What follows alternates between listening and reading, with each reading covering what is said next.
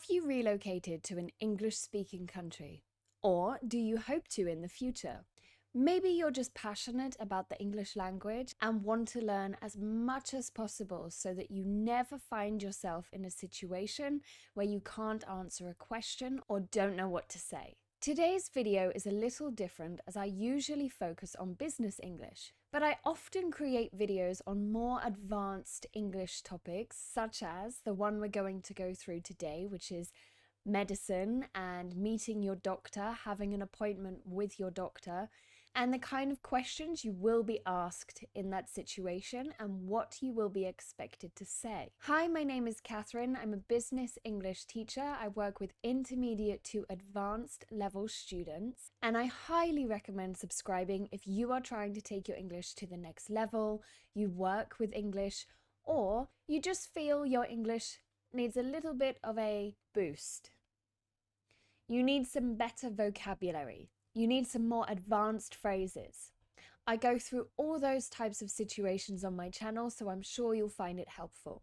Now, the first part of this video, I'm going to go through some vocabulary you will need in a doctor's situation. Whether you are visiting a doctor yourself, going for an appointment, you're taking your child or a relative to see the doctor, this is some vocabulary that could come up and is important for you to know. In the second half of the video, I will go through the questions you will be asked. And of course, you can use this vocabulary to help you answer the questions. So our first one is ache, pain, or sore. Now, all of these words technically mean the same thing. Something hurts, something is painful, but we use them in slightly different ways. Now, typically, pain is something that happens quite suddenly or comes on due to an accident. Let's say you play football often and you have pain in your legs. The idea is maybe you kicked the ball wrong or you had an accident during your last football training, and this has caused pain in your legs. An ache is something that is continued. So think of the phrase headache. I have a headache. This means your head hurts for a long period of time, an hour, 2 hours, sometimes the entire day. Backache. Backache is something that is continuous. So if you sit at a desk and you're in a bad position, you sit badly, you have bad posture, you may get backache, a continued pain that you need help with. So the pain is the feeling itself. I have pain in my back, but backache refers to the length of time you've had that pain. And the meaning of sore is, again, something that is painful, but typically it's because you have a wound, like a cut, or an accident has happened. So when you were a child and you fall over and you graze your knee, graze is to cut open the skin, you could say this is sore because this is an open wound that is painful. Typically, the idea with sore is that it goes away once it's healed. So all of these words theoretically mean exactly the same thing. I have a headache, my head is painful, my head is sore. I have a stomach ache, my stomach is sore. I have pain in my stomach. They all mean the same thing, but you might see them being used in a slightly different way, and it's important to note that ache is a longer period of pain. Now, the next two words, doctor's surgery and clinic. So this is a difference between American English and British English. In British English, we always say we are going to the doctor's surgery, or we are going to see the doctor, and this is the initial communication with the doctor. So it's not at the hospital, it's typically at a GP, a general practitioner's office, where you book an appointment, you explain what's happening, the doctor asks you questions, and then the doctor decides if it's worth sending you to a specialist, to hospital, or just giving you some medication. They give you advice. We call this a doctor's surgery, even though there's no surgery happening there. In British English, a clinic is typically somewhere you go for superficial treatments. So they're not necessary treatments. For example, any beauty treatments, any hair treatments, plastic surgery, anything that is not necessary, but you can have it done by a doctor. We refer to this as a clinic. I'm going to a clinic for these treatments. However, in American English, a doctor's clinic and a clinic for beauty treatments, I believe they are referred to as the same thing. But it's important to note that in British English, we don't say we're going to the clinic when we mean going to see the doctor. We're going to a doctor's surgery or doctor's office, or just, I'm going to see my doctor. Another good example, actually, before I move on, is if you're giving blood. If you're giving blood as a donation, you do this at a clinic. Because again, it's not a treatment that you are getting because you are sick. It's something you've chosen to do to help others. Now, the next thing you're going to want to do when you arrive at the doctor's surgery and you explain what's happening is have the right vocabulary to explain how long you've been in pain, or how long your head has ached, or how long your leg has been sore. There's a couple of phrases that you can use to do this. So recurring pain means something that keeps happening. It's repeated. It's a repeated pain. It's not happening all the time. So let's take the example of a headache again. Maybe you suffer from migraines. Migraines are a very, very strong headache that often lasts 2 or 3 days for some people. Recurring migraines or recurring headaches, they don't happen all the time. You don't have 1 week where you have an entire headache. You have a headache that entire week, but maybe Monday, Wednesday, Saturday, and Sunday you had a headache. So this is a recurring situation. It happens often and it happens again and again. Constant. Now, this is something that doesn't go away. It's always there. I have constant pain in my back would mean everything I do, I can feel my back is in pain. Everywhere I go, every position I sit in, I've still got back pain. It's constant. I have constant stomach ache, meaning it's all the time. Comes in waves. Now, this is a similar one to recurring, but as you can feel from the phrase itself, comes in waves, it's something that comes and goes. And sometimes it's stronger and sometimes it's weaker. So if you feel a bit nauseous, a bit sick, and you describe this as coming in waves, my nausea comes in waves, it means sometimes I feel perfectly fine, sometimes I feel a little bit sick, sometimes I feel really sick. Like the tide, like waves, it comes and goes. Now, once the doctors talk to you and tried to figure out what was wrong with you, they are going to give you some sort of advice and medication. And the word medication is what we use to describe the drugs that they will give you to make you feel better. In America, they would say drugs, but in British English, we refer to medication as something a doctor prescribes, writes for you, gives to you. And we use drugs as, something that is not given to you by a doctor. The doctor's going to ask if you have any allergies. Now, an allergy is something that you cannot take, cannot eat, cannot digest, cannot have in your body because it causes a reaction. And it's important that the doctor knows about these allergies so that you don't get prescribed something that will cause side effects. Now, a side effect is something that wasn't the intended cause. So, for example, everyone knows paracetamol. If you look on the back of a paracetamol box, it will say can cause drowsiness, can cause nausea. The intention of paracetamol is not to cause drowsiness or nausea, it's to make you feel better, to make the pain go away.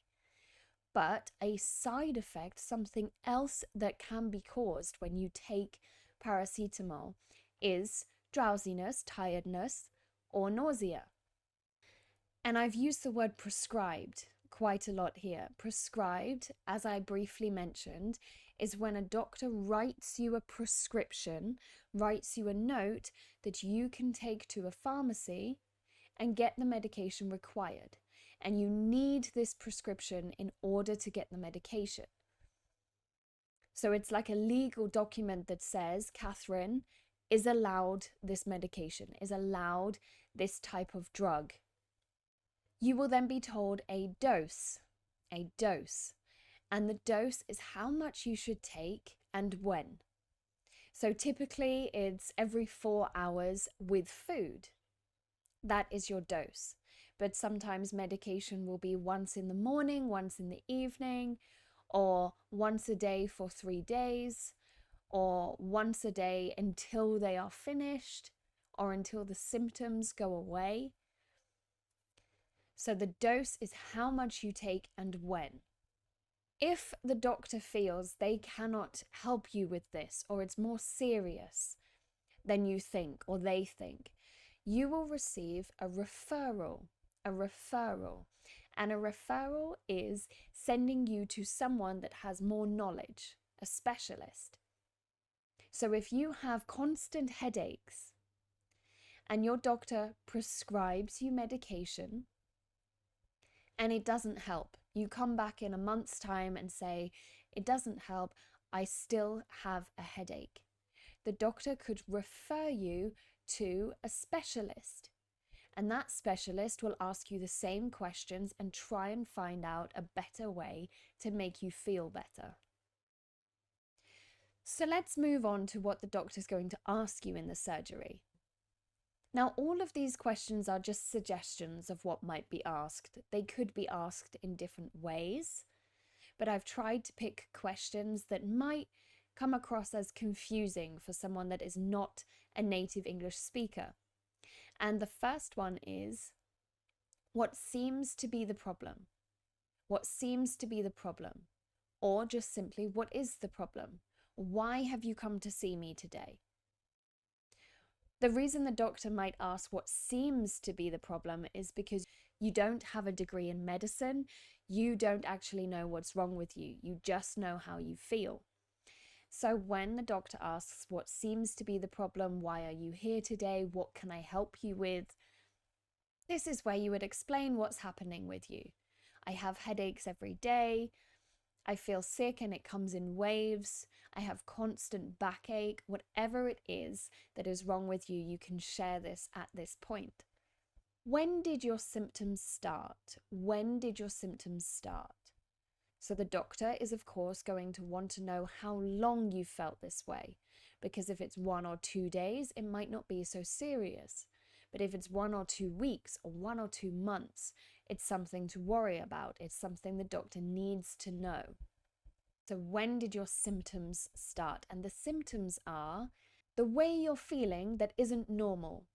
So if normally you have a headache every single day, that's not a symptom. But if you suddenly start feeling sick, as well as having a headache, that would be a symptom.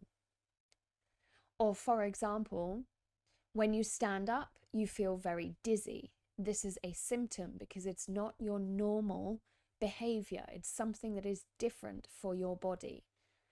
How would you describe your symptoms? How would you describe your symptoms? So again, this is talking about the differences that you're noticing in your body.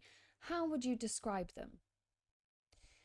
Now, what you can talk about here is exactly what you are feeling, how strongly you are feeling it, how long you've felt it for. So let's take the headache example. I have really strong headaches. They last all day and they only go away when I go to sleep. So I've told the doctor what's wrong. I've told the doctor how long they last. And I might add, and this has been going on for 3 weeks. So I've given the doctor the length of time as well. Or you might say something like, I usually get headaches. It's not really such a big deal, but the most recent headaches I've been getting have been longer than usual.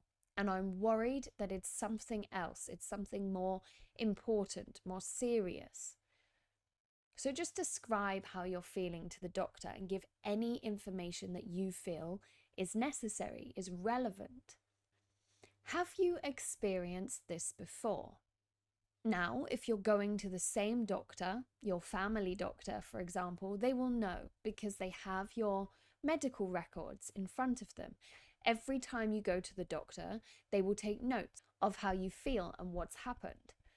But if you're going to a doctor in a different country, or you've moved to a different location, you need to tell the doctor exactly what's happened before. If this is the first time, if this happens every year, if you always suffer with this problem, the doctor needs to know these things in order to be able to give you the right amount of medication. Are you taking any medications, or do you have allergies to any medications? So this is where the doctor needs to know, as I explained before, if there's going to be anything dangerous for you. If they prescribe this but you are allergic to it, then it's going to cause you more problems. The reason the doctor needs to know if you are taking any medications currently is because sometimes if you take two medications together, they either cancel each other out, so don't work together, or could cause side effects that are even worse than how you are feeling now. So the doctor needs to know exactly what you are taking, what you've taken in the past that might cause an issue, or if you're allergic to anything. Have you had any recent injuries or accidents? Or have you had any recent surgeries or hospitalizations? Now, of course, if you just feel sick, or you're not drinking enough water and you have a headache, or you're pregnant, then they're not going to ask these questions because it's quite clear that this is something else. But if you have back pain, for example, and you recently had an accident, or you recently had surgery, something might have happened during that accident, during that surgery that caused the back pain, and the doctor needs to know about that. If you have an infection, for example, sometimes this can be caused through surgery because, of course, you're opening your body up to be exposed to outside elements. So in some cases, your doctor will ask because it might be relevant to why you're feeling that way. Are you currently experiencing any pain? Or this may be asked as, what is your pain scale from 1 to 10? Or how is your pain on a scale of 1 to 10? So what the doctor needs to know is this a current problem that is happening right now? Or is this something that has been happening and you've just come to the doctor, but right now you feel okay, you feel good? And when they ask about the scale of 1 to 10, it's so that they know how to best treat you. So if I say a 10, I'm in so much pain, the doctor might prescribe me painkillers to help me to cope. If I say a 2, then that lets the doctor know that right now I'm actually okay. Maybe I need some painkillers for if it becomes a 3 or a 4 or a 5 on the pain scale. Now, of course, not everybody's pain scale is going to be the same. I might have a 10 and you might feel the same pain as only a 6, but you need to think about the type of pain you're going through and put it on this scale to help the doctor understand. Have you noticed any changes in your appetite or weight? Now, your appetite is your desire to eat, your want to eat. So if suddenly you're not very hungry at all, or you suddenly eat more than you usually do, or you feel really hungry, you make yourself a beautiful dinner and you eat none of it because you just can't. This would be a change in your appetite. Something about you and the way you're eating has changed. and your weight can also be linked to this. So if you have an infection, your body is desperately trying to fight off the infection. So you might be losing weight because your body is focusing on the infection and not on digesting and processing your food. Similarly, if you gain a lot of weight, this can be an identification that something strange is happening in your body and needs to be looked at. Do you have a family history of any medical conditions? Now, a medical condition is something that you live with. It's not something that comes and goes like a headache or a cold or the flu. It's something that you have to live with and adjust in your life. So, for example, diabetes, kidney failure, heart problems, high blood pressure, anything you have to live with and adjust to can be considered a medical condition. So, for example, if your grandparents have diabetes, there's a higher chance you might have diabetes. So your doctor needs to know about your family, so again, they can treat you the best way possible. And if someone in your family suffers from this and you are showing similar symptoms, that could be a red flag, that could be an alert that they need to test you for that problem as well. Now, the final 3 questions will only be asked in specific situations, but often the doctor wants to find out as much as possible from you so they can best treat you. So you might be asked something like, are you suffering any shortness of breath or difficulty breathing? So difficulty breathing is self-explanatory. You struggle to breathe. But shortness of breath is where you breathe in and you don't feel like you get enough oxygen. You're breathing in and you can't breathe. You feel like you can't breathe. So shortness of breath. Are you currently experiencing any fever or chills? Have you ever had that situation where you're sweating but you're cold?